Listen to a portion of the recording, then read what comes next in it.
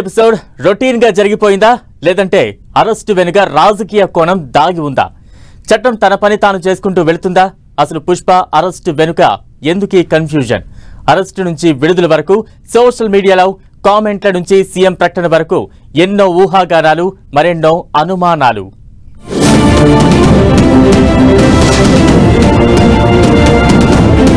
అల్లు అర్జున్ అరెస్టుపై రాజకీయ దుమారం.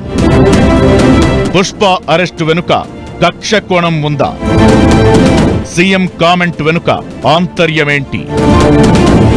ఒక్క అరెస్ట్ రెండు రాష్ట్రాల రాజకీయాల్ని కుదిపేసింది. ఒక్క అరెస్ట్ తెలుగు ఇండస్ట్రీని కదిలి వచ్చేలా చేసింది. ఒక్క అరెస్ట్ అనేక అనుమానాలకు సెంటర్ పాయింట్ అయింది. సంధ్యా థియేటర్ తొక్కిసలాట ఘటనలో జరుగుతున్న పరిణామాలు సర్వత్రా ఆసక్తి రేపుతున్నాయి. ఈ నెల 4న అక్కడ తొక్కిసలాట జరగ్గా 10 రోజుల తరువాత సినీ నటుడు అల్లు అర్జున్ ను అరెస్టు చేయడంతో ఒక్కసారిగా అందరి చూపు ఈ కేసు వైపు మళ్లింది. ఈ వ్యవహారం చుట్టూ రకరకాల చర్చలు, ఊహాగానాలు ఊపందుకున్నాయి. అల్లు అర్జున్ అరెస్టు వెనుక రాజకీయ కుట్ర ఉందనే ప్రచారం తెగ వైరల్ అవుతోంది. 2 తెలుగు రాష్ట్రాల ముఖ్యమంత్రులు చంద్రబాబు, రేవంత్ రెడ్డి సహా రాజకీయ నాయకులు చాలా మంది అల్లు అర్జున్ అరెస్టుపై స్పందించారు. అయితే ఇక్కడ ఆసక్తికరమైన విషయం ఏంటంటే అల్లు అర్జున్ అరెస్ట్ను ప్రతిపక్ష పార్టీలన్నీ ఖండిస్తున్నాయి. అధికార కాంగ్రెస్ మాత్రం సమర్థించుకునే ప్రయత్నం చేస్తోంది. మరీ ముఖ్యంగా సీఎం రేవంత్ రెడ్డి చట్టం తన పని తాను చేసుకుపోతుందని చెప్పడంతో ఈ వ్యవహారం పొలిటికల్ గా టర్న్ తీసుకుంది. చట్టానికి సెలబ్రిటీ అయినా సామాన్యుడైనా ఒక్కటేనని రేవంత్ చెప్పుకొచ్చారు. ఇంతవరకు బాగానే ఉంది.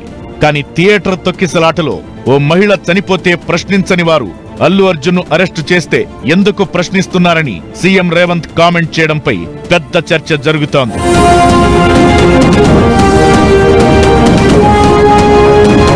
సీఎం రేవంత్ వ్యాఖ్యల తరువాత పుష్ప సక్సెస్ మీట్ లో జరిగిన ఓ ఘటన తెరపైకొచ్చింది. సక్సెస్ మీట్ స్టేజిపై అల్లు అర్జున్ కు తెలంగాణ సీఎం పేరు గుర్తుకు రాలేదు. దీనిపై ఇటు సినీ రంగంలో అటు రాజకీయ రంగంలో హాట్ గా చర్చ జరిగింది. పుష్ప సినిమా టికెట్ల రేట్లను పెంచుకునేందుకు అనుమతిచ్చిన ముఖ్యమంత్రి రేవంత్ రెడ్డి పేరే గుర్తుకు లేదా అంటూ సోషల్ మీడియాలో పెద్ద ఎత్తున కామెంట్స్ వచ్చాయి. సీఎం పేరును అల్లు అర్జున్ మరచిపోయి అవమానించారని టాక్ వినిపించింది. ఇదంతా మనసులో పెట్టుకునే అల్లు అర్జున్ ను అరెస్టు చేశారన్న చర్చ మొదలైంది. సంధ్యా థియేటర్ నిర్వాహకులను అరెస్టు చేసిన 10 రోజుల తరువాత అల్లు అర్జున్ ను అరెస్టు చేయడంతో ఈ అనుమానాలకు బలం చేకూర్చింది.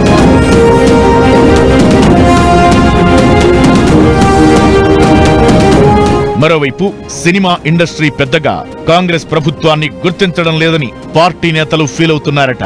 సినిమాటోగ్రఫీ మంత్రిగా కోమటిరెడ్డి వెంకటరెడ్డి బాధ్యతలు చేపట్టినప్పటి నుంచి ఇప్పటి వరకు సినీ ప్రముఖులెవరూ పెద్దగా ఆయన్ను కలవలేదట.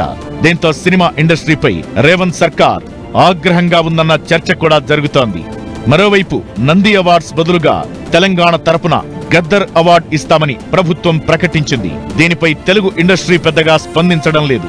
దీంతో సంధ్యా థియేటర్ ఇన్సిడెంట్ ను అవకాశంగా తీసుకుని అల్లు అర్జున్ పై ప్రభుత్వం కఠినంగా వ్యవహరించిందనే చర్చ సైతం జరుగుతోంది.